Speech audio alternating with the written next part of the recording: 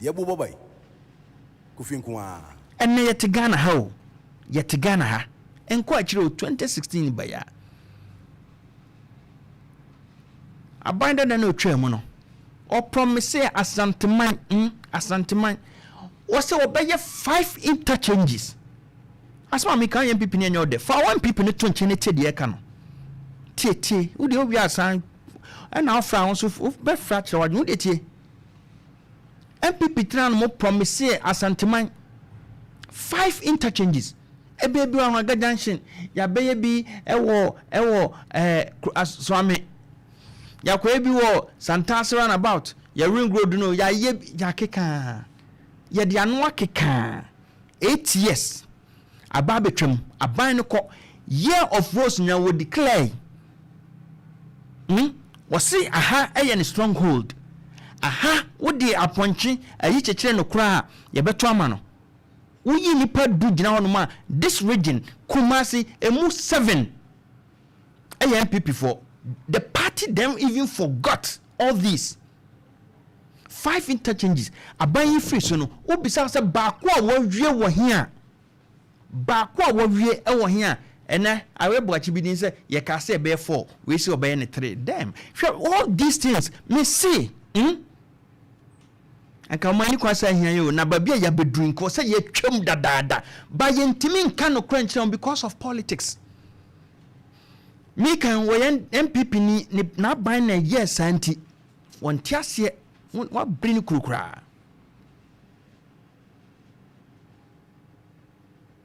wose wo be ye 5 mu ba kumpo afei ba ko no akoso ho ya jiminti na akoye ya sha ase ma anto amanya ye ntimi nwie na ya sa to amom sa na omo ye no oyonko aban we ba ya wose ye design no 4 or her yeah, ye between the back to a chirantian and miensa.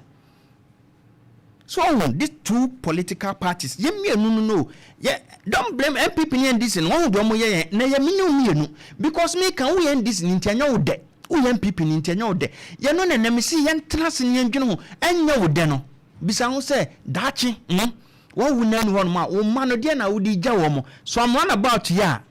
And the annual is in NPP in a woo na and anke ye ja if you are seeing a jahon modiama banana. This is what your generation will inherit.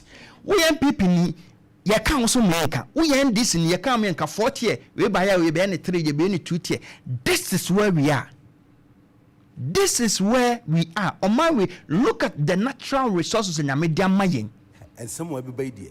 Kofi Boakye nko a de nyamya ye na enne me no wote ha no mo adwene 40 year ho just 1 interchange ye adwene 40 year and a 3 year koso am kohwe wo mo mugu kwan so mo amugu so am stretch no e kwan ye ni mfutura mu wo mu no na hwe enyema nyame de adom yen ye the politics into we are letting people come to lead us and they are performing abysmally omo moyen but wo na ukra wutim na wuwu no ye koka sesi a make us so bi nam no de ahono paa ye no waka ne party misi ni nyina party na ye kan ho pese be kan ho asem no ochina bi wawu a de party ye obetimi di wanya to party no so ama wo dachi wo ma no mama no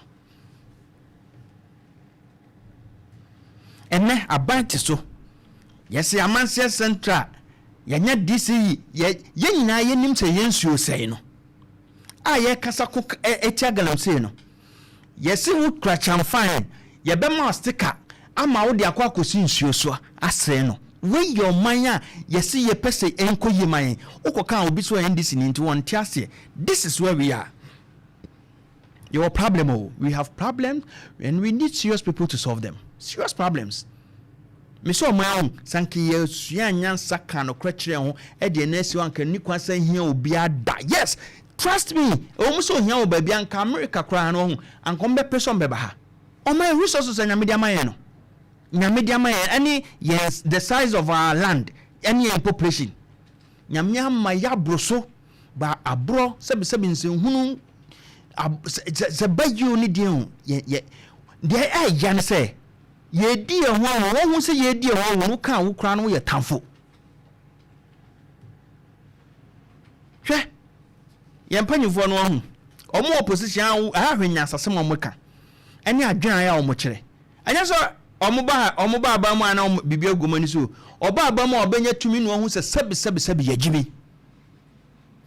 hwade one district one factory your man fantastic policy nanado fantastic policy by NPP one district one factory yet your man and somewhere everybody dey Kofi Boakye nko the larger population youth ye bo boy nanado say Kofi nko one district be or one factory beba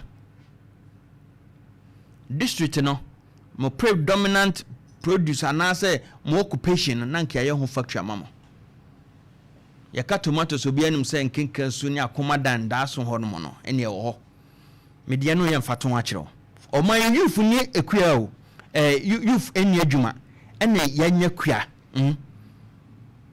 aban bia no ma so the policy bia ba say what they yet to lure the youth into agriculture aban bia ntimi nya hihye anyansa bia da ho se enkura ya asabi omunam eno se obia etwipagia taxi driver ni kura ton taxi etwipagia adwuma ni ho that's the only way ye meanwhile ye tian musukom ye nya hihye bia se ye de ye ama krayo ya akona ama youth o ena wako university wako yesei wi adwuma no wi meanwhile one district one factory that district anko wa factory no odi okọ school do onko school youth ni nyina benya adwuma ye se fa kuma dan yam de mfatun ya de nani gikua ho ankasa se obedua tomatoes no na adwuma ba ye we ni ete a omo gada e de akọ factory on mu nyina adwuma ba factory on mu ni pa e be fa omo adwuma ba ona akosko mbe manage adwuma ba hwenka one thing one policy one district one factory hwe dwuma nke be diama Ghana where you just a district how many districts do you have in Ashanti region how many districts do you have in Ghana this policy could have solved the problem